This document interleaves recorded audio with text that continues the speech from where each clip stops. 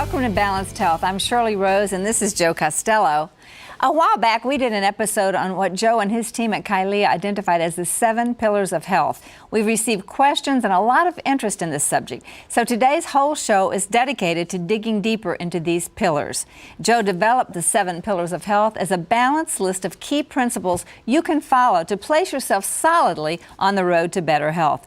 While the pillars are not an exhaustive list, I'm confident that if you start following them, you'll quickly begin seeing the results and feeling better. So let's get started talking about these, Joe. And you and I were just chatting before the show. And if a person, maybe our viewer does all these things, or maybe they do very few of these things.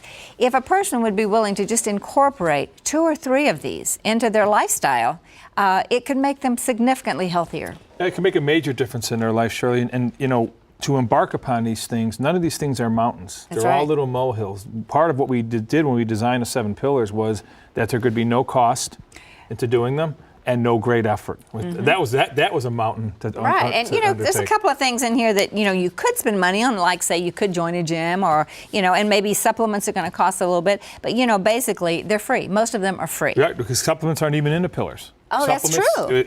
See, I put that in one of my pillars, and well, you're right. It's to supplement. These are the 7 foundational pillars. Excellent, excellent. Well, let's start with the first one, which is water. We hear a lot about water, Joe, and, you know, our grandparents didn't have bottled water, and they actually, you know, water, I remember my grandfather's farm, I mean, the well, you had to go pull water up out of the well. They kind of used it sparingly.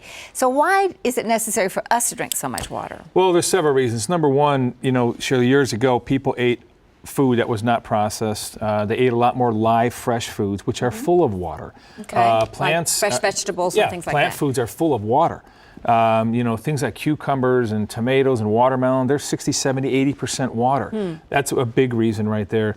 The other thing, though, is, you know, who's to say that our previous cultures did not live mildly dehydrated? I for one, have a feeling that they did, and that's one of the reasons why their longevity was shorter. That's true. So that's why we need water. People ask questions all the time, like, well, how much do we need? What type should we drink? Right. What's safe? What's not yeah, safe? How much you need is really kind of a controversial thing, Shirley, because I think you have the word need, and I think you have optimal health. For optimal health, you know, we think people should be drinking 50 to 70 ounces of water a day. A lot of that has to do with how active you are. For instance, I work out 5 or 6 days a week. Now, when I work out very hard. I sweat profusely. On those days, I've probably taken closer to 80 ounces of water. Sure. On the days that I'm not working out and excreting all the fluids out of my body, I drink a lot less. And most of us sit at a desk for a big portion of the day. You do. And you don't need to have water in your hand all day long. Yeah. You know what I mean? In order to be getting enough water. I've seen people, you know, advocate, 100 ounces if you weigh 200 pounds. That's a lot of water to be drinking. I think reverse osmosis is the healthiest form of water. And one of the ways you can gauge is, and this is kind of obvious, but if your urine is like brown or has a golden tinge, you're not having enough you're water. dehydrated. Yeah. If it's clear and you're urinating frequently and it's clear, then you probably have too much water. If you have a slight yellow color to your urine, then you're probably right about where you should be. But one of the tips that we always give on water, so I know we need to move on to pillar number 2, is when you get up in the morning, your cells are dry. Remember, our cells have 2 main functions in our body: to provide energy for healing, repair, and maintenance, and to remove toxins and waste to prevent disease. That's what cells do. When we wake up in the morning, our cells are dry. One of the simplest applications here with water is to drink 12 to 16 ounces of water straight down, room temperature, first thing in the morning before you do anything else. Any food in your body, you drink a bunch of water, and you get this swooshing effect of water flying through your intestines, and it's a great way to eliminate toxins. I just have to tell you that, you know, you, on our last show, you said that.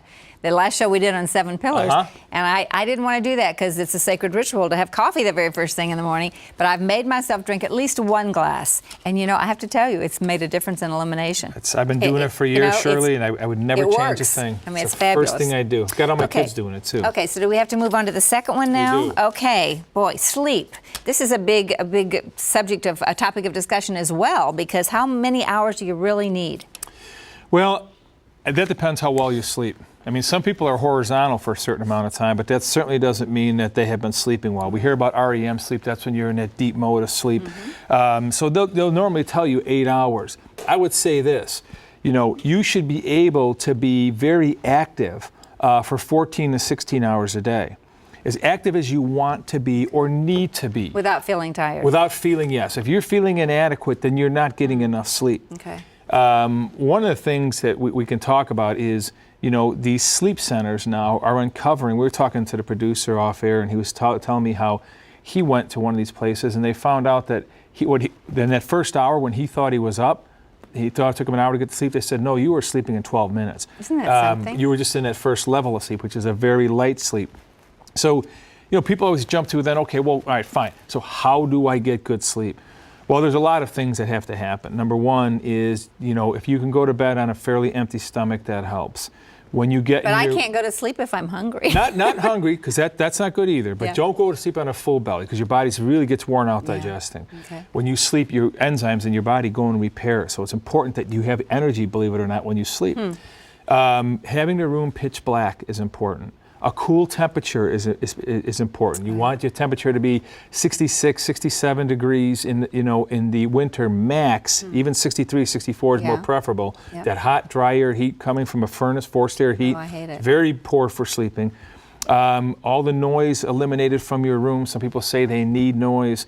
If you wake up in the middle of the night, try not to even sit up. Try and actually just turn over without raising your head up off the pillow, because as soon as you raise your head, it's a signal to your body to start producing adrenaline. Wow. And these are just some tips, and I'm going to refer to this many times during the show. Kylea's website, KYLEA.com, expounds even more on these 7 pillars. It was interesting because you sent me a link to Dr. Mercola's website, and I thought it was very interesting that he said if you have to get up and go to the bathroom, don't turn on the bathroom light, because the minute you are in a bright light, then it ruins the rhythm of your sleep. Endorphins start going, all this stuff starts clicking. So. Unbelievable. It's so fascinating. Yeah, we have to just go over these so fast. I would really encourage our viewers to go to Kylea.com and read more. But the third one, this is a very important one, and this is exercise. And the only reason why we're going through this one kind of quickly is not because it's important, because we talk a lot about exercise on this show. Some of the things I want to talk about on exercise today have to do more with the emotional benefits of exercise. Okay? When you exercise, your brain secretes certain hormones and certain drugs that actually make you feel good. Endorphins, in addition to the endorphins, dopamine, things like that, in addition to that, your pores open up, your body removes toxins through the skin. The speed of your blood that it flows through your arteries actually speeds up and helps remove stuff off the arterial walls. And then after you're done exercising, Shirley, you take that shower, you feel great, it's a good feeling. So we kind of brushed over pillar number 3 again. It's on Kylea.com. Yeah. But those are some of the real big emotional benefits of exercise. And of course, the physical ones go without saying. The physical saying. ones, which we touch on often in the show. Well, this is a great discussion, but we do have to take a quick break. When we return, we'll talk about pillar number 4, which is spirituality, and certainly not the least important one. So don't go anywhere. We'll be right back for more Balanced Health.